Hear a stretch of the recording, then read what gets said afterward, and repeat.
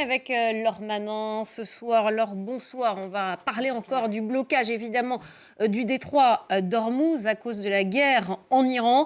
Ce blocage, il a des effets multiples sur le commerce international. On le sait, 20% du pétrole transite par ce bras de mer au large de l'Iran. Mais ce n'est pas la seule denrée à y circuler. Le gaz aussi est affecté. Et les conséquences, elles dépassent les questions énergétiques. Effectivement, un tiers des engrais qui sont transportés par voie maritime dans le monde passent notamment par le détroit d'Ormuz. Et le lien avec le gaz, c'est que le gaz, c'est l'une des matières premières pour fabriquer ces engrais. L'urée, par exemple, c'est un engrais azoté le plus riche du marché. Et il est principalement produit dans la région, justement, par l'Iran, le Qatar, Oman et l'Arabie Saoudite, qui ont fait de leurs compétences en gaz une compétence pour les engrais. Sauf que voilà, les livraisons sont à l'arrêt. Alors, il y a les engrais bloqués, le gaz qui permet de les fabriquer bloqué également. 20% du GNL à travers le monde passe habituellement par le détroit d'Ormuz. Avec le blocage, son prix a considérablement augmenté. Vous le voyez, le mégawattheure de gaz coûtait aux alentours de 32 € le 27 février, juste avant la guerre au Moyen-Orient. Il est désormais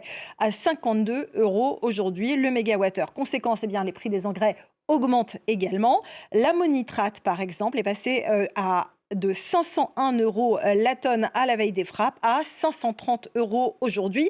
On voit sur ce graphique le prix du gaz au moment de la guerre en Ukraine en 2022 lors de l'invasion à grande échelle de la Russie. Les effets aussi s'étaient ressentis à ce moment-là également sur l'ammonitrate. Ça n'est pas tout parce que les pays qui se fournissent auprès des pays du Golfe pour fabriquer des engrais ne peuvent pas non plus accéder à la matière première. Le Maroc, par exemple, qui est le premier producteur et exportateur mondial d'engrais au monde, se retrouve en difficulté. Alors, prix à la hausse pour le gaz, engrais disponible à la baisse, ça représente un risque majeur pour certains pays. Par exemple, le Kenya, qui importe du Golfe 30% des engrais qu'il consomme sur son territoire, va se retrouver en difficulté. Pour le Burundi, en 2024, ce chiffre a été même de 75% d'engrais importés. Alors, moins de gaz et donc moins d'engrais à des tarifs plus élevés, alors que parallèlement, une partie des céréales vendues à travers le monde transite aussi par ce détroit d'Ormuz. Le programme alimentaire mondial de l'ONU, d'ailleurs, redoute des effets sur l'insécurité alimentaire dans le monde. Effectivement, un certain nombre de denrées alimentaires passent par là, et notamment les céréales. En volume global par rapport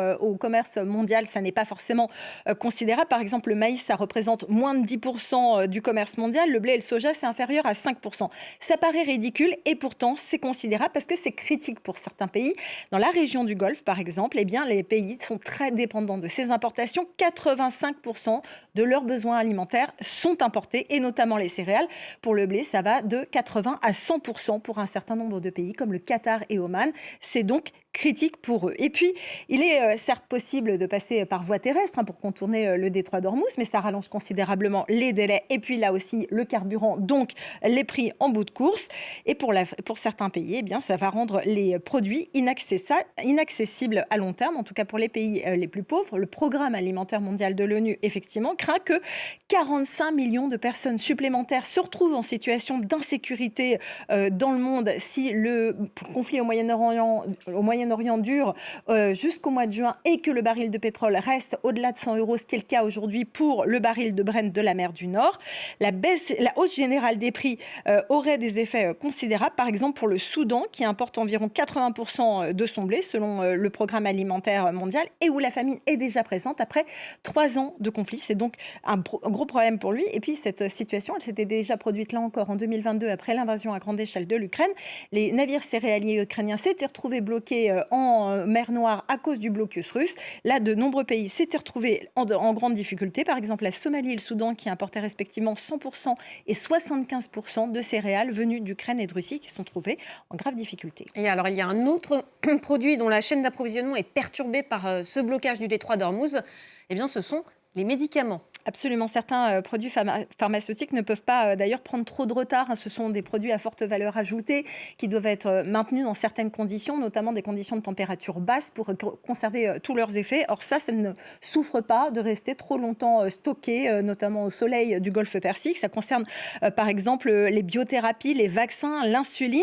Ce sont des produits qui sont bien souvent aussi transportés par avion, sauf qu'avec l'augmentation du pétrole et du gaz, le fret aérien devient plus cher aussi. C'est le cas par exemple des vols qui vont entre l'Inde, qui est un grand fournisseur, premier d'ailleurs fournisseur, producteur de médicaments génériques au monde, dont les vols vers l'Europe ont considérablement augmenté. Du coup, baisse des demandes des produits importateurs et des stocks qui se retrouvent stockés évidemment en Inde. Puis certains laboratoires ont décidé de prendre le taureau par les cornes, de faire transiter leur stock par voie terrestre ou bien par le Cap de Bonne-Espérance. Ça rajoute 10 à 15 jours de transit en passant par le sud de l'Afrique. Alors, sur certains produits, c'est possible de le faire, mais ça fait des flux tendus pour certains médicaments qui sont en manque dans certains pays occidentaux. La France, notamment, a beaucoup exporté, externalisé sa production. Notons également que ce problème, il est valable également dans l'autre sens pour les exportations à destination des pays du Golfe qui, là aussi, sont à l'arrêt.